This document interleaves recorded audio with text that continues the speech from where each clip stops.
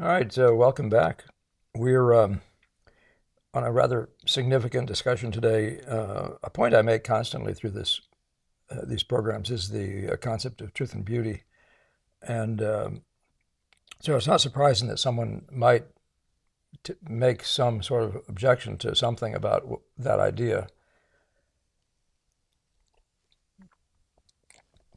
My son's going to be going in and out today, so enjoy the light, enjoy the light show. Hopefully it maintains pretty well the general light. I don't think artists seek truth, at least in any objective sense, says Rob M. Uh, so far, so good. I mean, if the goal of painting, of course, is you're talking about an art form, if the goal of painting was simply to express truth, of course, you wouldn't be talking about an art form, would you? You'd be talking about something else. So you wouldn't be wrong about saying that. I don't think artists seek truth. That's an interesting thing. And I'm going to share with you quotes today from Ang and from Gamel, quoting Ang. And Ang's a tremendous resource. First of all, because he's that bridge where everybody that was eventually part of, like Degas and all these guys are part of the 19th century evolution out of that era, but he's that actual strong connection to the academic world before that. So I find him a wise person to consider, and he was extremely well thought of by all these different people. So I'm going to just share with some of those things with you. But if he says, if anything, they search for their truth, an entirely subjective effort. Now, the search for truth, you might say, always is entirely subjective, right? But getting to the point where you are being objectively true, for example, in your color relations, that isn't subjective. That's objectively true. But color relations is the key word here, right? So follow me, because this entire thing is about the Impressionist mindset, the mindset of how to paint what you see in front of you on its own terms, purely as an appearance-based activity. So, but then Rob jumps to this thing and he says, architects are called to express the party of their design, the underlying rationale of the aesthetics, or at least an emotional basis for the design. Now, nobody's denying that, right? Nobody's going to ever be denying that there's that our main activity is in the world of aesthetics. That is to say, that's the world of beauty. But then again, as I say, you find Ang combining beauty and truth in such a fully, shall we say, enfolded model that it's hard to say. By the way, should also say that humans don't have truth. We have efforts to uncover the truth. And a long history of Western art is the discovery of things that are true about the visual world. And once somebody learns a new thing, the rest of the painters who are aware of what that person has uncovered begin to incorporate it into their work, because it's more true. It's getting closer to the truth of the visual impression again. The truth being what the proximity to what the eye sees. So we don't deny that, but painters present for all to see their truth, if it can be called that, but not the truth. So now, if you're saying that I say that painters are presenting the truth, you now have me saying unequivocally that they're not presenting the truth, but they are presenting. But their work has to convey something true. And I bring you back again to the idea of fiction writing, that we will throw the fiction writer out if it doesn't seem, what he's saying doesn't seem plausible, doesn't fit in with our idea of what's true and the nature of things, right? And nature being a really big word here. So, and then you say again, in most cases, painters were unable to express what it was they were seeing or expressing. Well, of course, that's the struggle, right? What they were seeing or expressing, well, we all fall short, right? But I can assure you, though, that I come closer all the time, right, to expressing precisely the beauty, that is to say, the beauty that I found in nature. I find that to be more and more, having fixed my goal there, I find it more and more proximal. My efforts are more and more achieving that thing. So, and that's the human condition, right? But my idea isn't simply to tell you what I'm seeing, but it's to help you to understand what I'm seeing about what I'm seeing as well. So let's just go past all that. That's the basic underlying thing. Let's go look at some really amazing quotes. And by the way, for anyone who hasn't done their work, the underlying thing you have to do to have this discussion is you have to have read good painters talking about painting. So you can forget, and that's why Ang becomes so important. These quotes are all from his students or from various different people in the arts who knew him well and heard him say things, right? Much like the Degas. So you're looking first of all, to really good painters, and then you're looking to what they actually said, because there seem to be so few words and so little writing. There's almost no writing. And then again, when I get to Gamble, I'm so appreciative of the fact that Gamble took it upon himself, and he explains how that is, why he did that. In a fascinating little excerpt from the Smithsonian archives. He explains why he began to write. And he said it was because we were beginning to lose what we have, and he felt that it was incumbent on a painter to actually say. And so what you're seeing, what you have to have done, you have to have read Ang, you have to have read Degas, you have to have read Da Vinci, you have to have read Reynolds, you have to have read, so on. And this is, by the way, there's a whole body of British Royal Academy writers, from Leighton to I want to say Pointer, but to Collier, to whatever. All these different guys have written different things, and I don't value them equally. And again, I try to value the words of painters. I evaluate them on the basis of how good I take them to be as painters first. So, but you have to have read this body of material. And I'm starting here with a Sorolla. He says all the mistakes committed by great artists are due to having separated. He's talking about great artists now, okay? Are due to having separated themselves from truth. Now you sort that out for yourself, Rob. But that's Sorolla talking now, one of the great impressionists, so to speak, one of the great eyes of all time. And he talks about not separating yourself from truth. And separating yourself from truth is a big mistake. So what does he mean by truth? Okay. Believing their imagination is stronger. There's nothing stronger than nature. So you want to put it in the world of your imagination as the thing. He's saying not so much. Pay attention to this. So I'm isolating these quotes, and you're going to have to think them through for yourself. But you need to have done all this reading, all this material, all this writing.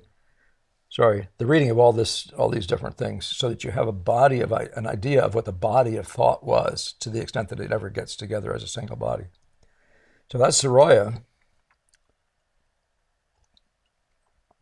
Now here's Millet. Art began to decline, and this is a classic story, and I've given it to you before. Art began to decline from the moment the artist no longer lent directly and simply upon impressions taken directly from nature.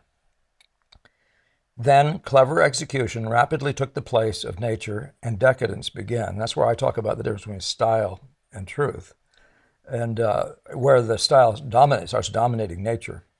Force departs, he says, directly you turn aside from nature, as we learn from the fable of Antaeus, whose powers failed when his feet no longer rested on the ground, and who recovered his strength every time he touched the earth. That's that described story of Hercules and Antaeus. Hercules being one of the demigods or whatever, and Antaeus being a human, a very strong human who could wrestle him to a standstill, but only as long as he kept his feet on the ground. So this is the whole idea of grounding in nature. So that's truth also. So when you do a work, and Millet's work is from his memory, and his work is imaginative. So here's a guy who's talking about truth. He's talking about the importance of nature. The look of nature, impressions taken directly from nature. So that's another discussion and another way of thinking about truth. And keep thinking about this bigger, the guys. Don't be thinking truth meaning I'm making it look like John. And more of that will come along as we talk.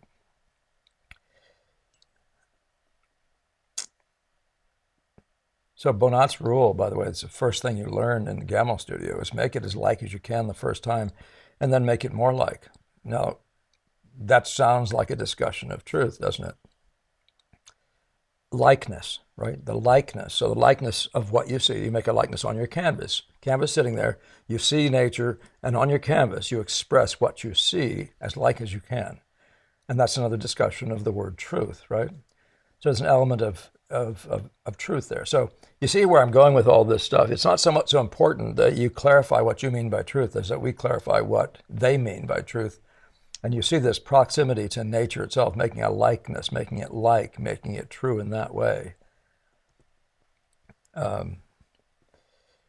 Now, Gamble starts talking about Impressionism, and this, I believe, is in the Twilight of Painting, which is a must-read for everyone who number one, wants to know where we are today, but more importantly, or where we've come from and what the scene is that we find ourselves in. But more importantly, to grasp a bit of the rooting. Another person you could look at is Kenyon Cox, and I don't quote Kenyon Cox, but Cox wrote 5 books. Cox was what's the word for that?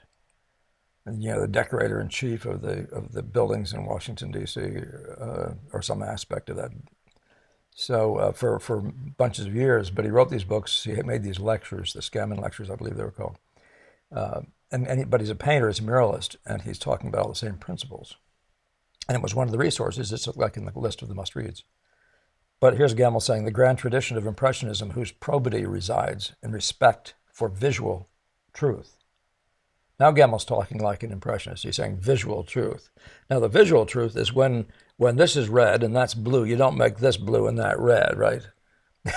And then, of course, with a more educated training, with a better training, with a more experience, meaning a more educated mind at that point, you have a chance to actually come close to something very true, right? True how? True in its relationships. And again, I'll just leave you with that. But seeing, the idea of learning to see is learning to see relationally, to see the truth of the relationship. So there's not a thing you can draw that will look accurate or true if the relationships or the values, for example, to each other aren't right in relation to each other. That's the kind of true, right? So, and then it gets more interesting. It will get a lot more interesting if this thing will turn. There it is. The ability to see and to render truthfully the appearance of things. This is Gamble speaking. Is the prime qualification of the Impressionist painter. Truth, the appearance of things. Render truthfully. Truthfully, okay? So there we are talking about truth again. So put that into your mindset, right? Keep thinking about what people mean by truth. So you don't have discussions that don't take you aside and don't block you from something quite important. After he's acquired the ability to do these things well, his stature will ultimately be determined by his personality. So then you have this discussion about, was it Stebbins who said painting is nature seen through a personality, through the prism of a personality. Man, it's getting brighter and brighter in here. Hope you guys can still see. I'm doing this in a bit of a rush. My producer is off, and I got to get this into his hands. So the training of painters in the Western tradition was based on this principle from the time of Masaccio and Van Eyck until the 20th century, okay? The ability to see and to render truthfully the appearance of things. And then he ties you to Masaccio and Van Eyck. Wow. So there you are, another point about what we mean by truth. That should be coming across to you, I think. But again, if you do your reading, you're going to find that these things are available to you. You'll just gradually begin to read by seeing this point and this point. You begin to see what they mean by truth, right? They realize clearly that the interpretation of visual phenomena, which is to say the rendition in line, tone, or color of things observed by the artist, was the touchstone of painting, regardless of any subsidiary message the painter might also wish to convey. Okay, so there we are again, and that's just an elaboration or a refinement of the previous one. I should have left Gamble's name off of these, shouldn't I?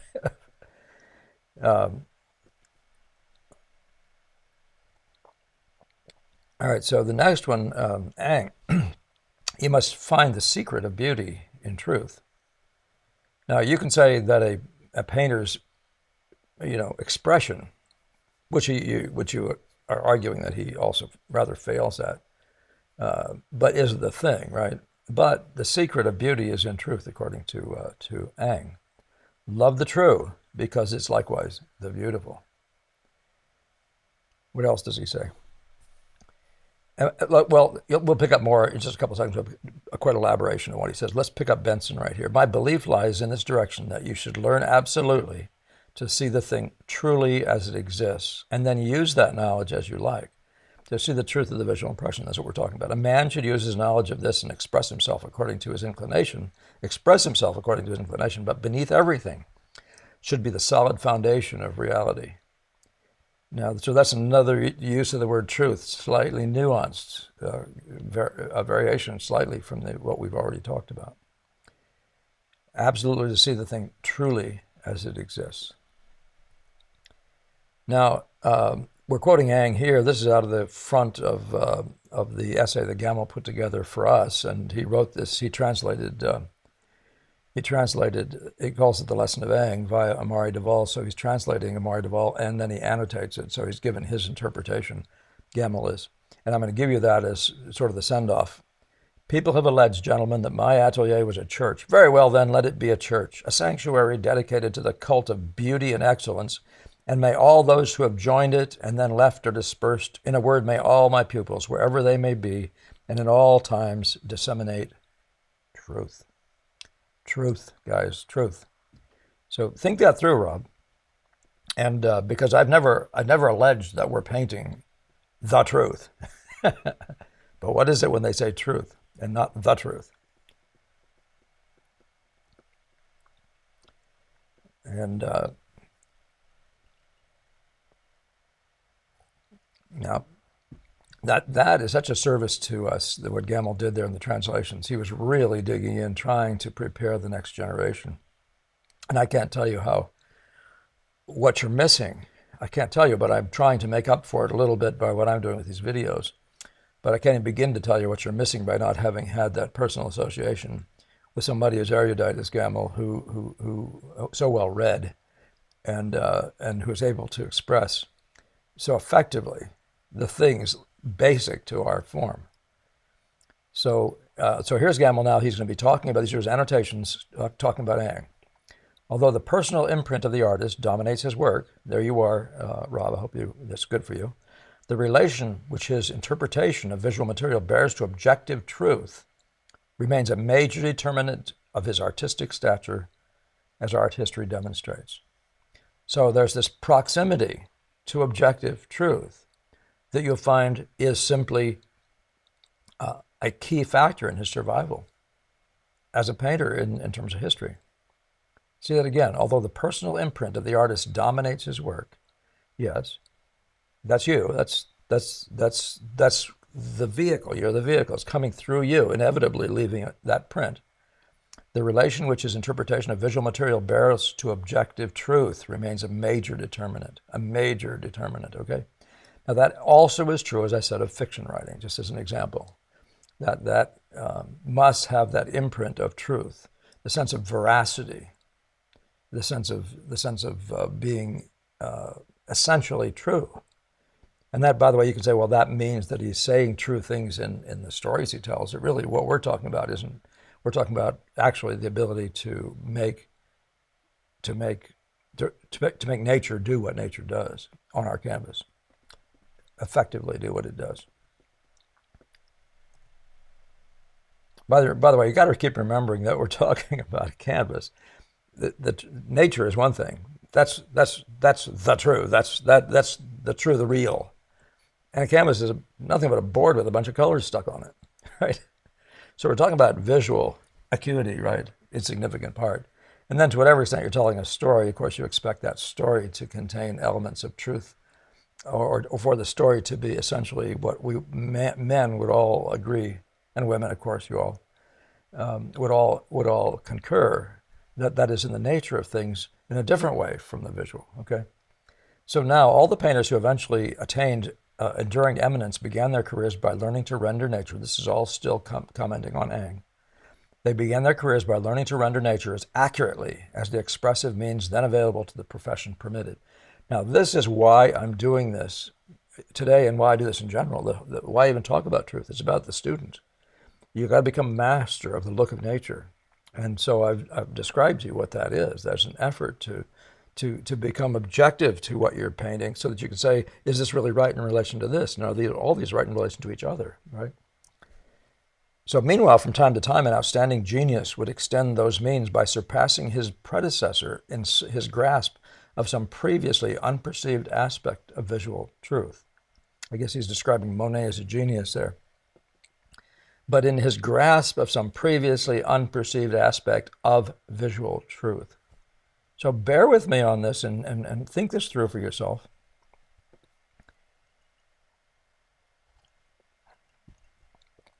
Each successive new revelation would then be rapidly incorporated into the generally accepted language of painting. Now, this is what I've said before. As a result of this cumulative process, its vocabulary was actually more extensive at the turn of the 20th century than at any time in history.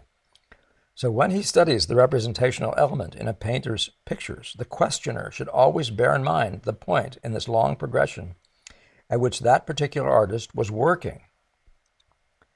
So you got that idea, right? So there's going to be some aspect. It's not about their interpretation. It's about where they were stuck in history without knowledge. It wasn't about their decision to be less true. It's about where they were stuck in terms of the general, if you want to call it the science of seeing.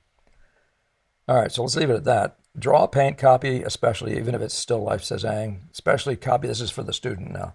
As everything copied from nature is a piece of work, and this imitation leads to art. This imitation, this is that sort of the making this look like that. How is it that leads to this? Well, Ang is fully that guy who simply says that the source is nature, and the source, and to accommodate the source means to get at the truth of it, get at the truth of the look of nature, and then we use those things, and we build our expression with those things alongside or as the fundamental underpinning. So that's the fundamental thing, and that's all I wanted to say on this point, and I hope it comes through. I'm looking at myself in this thing again and realizing how brilliant this sun is. But the truth is even more brilliant. Just paint straight and true. He does end with one point, then I didn't include it in here, but he says, Ben Rothko, and he mentions abstract painting, and it's a different discussion, and I think I've answered that in the works, talk about abstract painting. I don't think I need to much discuss it here, but decorative truth, and that when I commend certain abstract painters, I'm talking about decorative work that's, I just said decorative truth, I don't mean that, decorative work.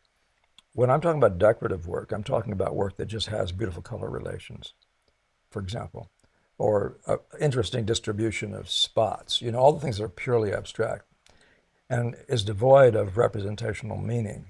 And it wouldn't have to be devoid, like in the case of Kepish, of suggestions of representational meaning, but or certain suggestions, intimations of reality.